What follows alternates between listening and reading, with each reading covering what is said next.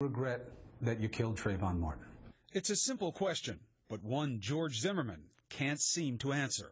Unfortunately, the Department of Justice is conducting a civil rights investigation. So those are the types of questions that, because of the investigation, I have to tread lightly and I can't answer them. We checked, and the Department of Justice is investigating any civil rights violations, but says charges aren't expected.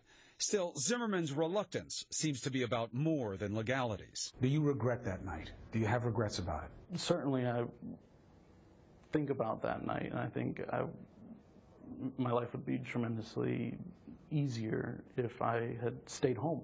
If you could go back, you would have stayed home that night? Certainly, yes. In hindsight, absolutely. And now, as a point of clarification, you said, my life would be so much easier. When you say, I wish I had stayed home that night, are you thinking about you and also Trayvon Martin? Certainly, I think about him.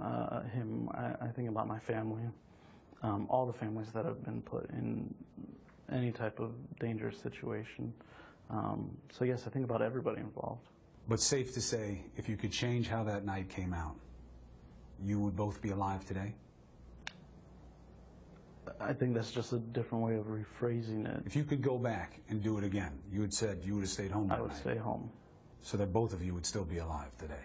That's a presumption I can't make. I don't know what would have happened. I could have gotten in a car accident when I left, you know.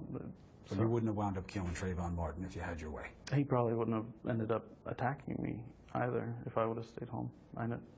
His family